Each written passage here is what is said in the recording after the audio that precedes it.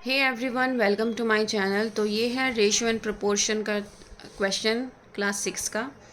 Rita travels 3 kilometre in 15 minutes on her bicycle. How much time will she take in travelling 7 kilometre.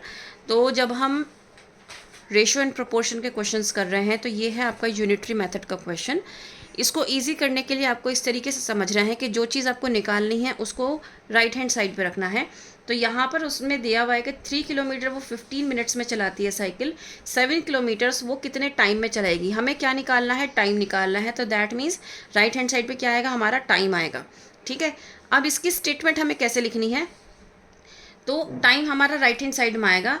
तो Rita travels 3 kilometre in कितने minutes? 15 minutes. How much time will she take in travelling 7 kilometre. Rita travels 7 kilometre in, हमें 7 kilometre का निकालना है। अब अगर आपका ये स्टेटमेंट, ये जो आपका फॉर्मेशन है जो मैंने बताया है कि जो चीज़ निकालनी है वो आपको कहाँ रखनी है? राइट हैंड साइड पे रखनी है।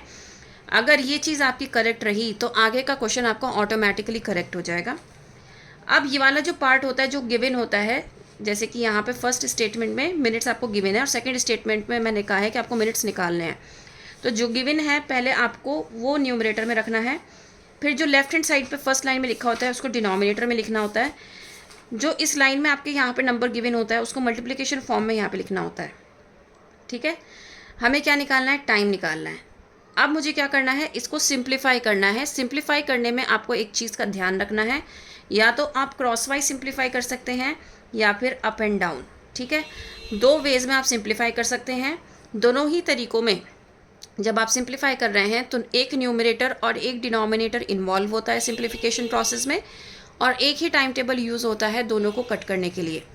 अगर मैं यहाँ पर चेक करूँ तो यहाँ पर 15 है और 3 है, तो मैं ये चेक करूँगी कि 3 के टेबल में 15 आता है या नहीं। यस आता है, तो मैं दोनों को ही 3 से डिवाइड कर दूँगी। 3 1 जा 3, 3 5 जा 15।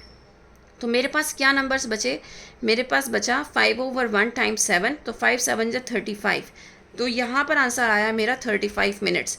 क्योंकि मुझे टाइम निकालना था तो इसलिए मैंने जो मेरी वैल्यू आई है उसको मिनट्स में लिखा, क्योंकि यहाँ पर मिनट्स में गिवन था।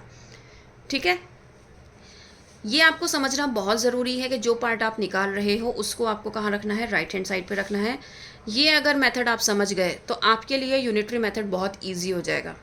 उम्मीद करती हूँ समझ में आया होगा। Please like share and subscribe. That's all, thank you.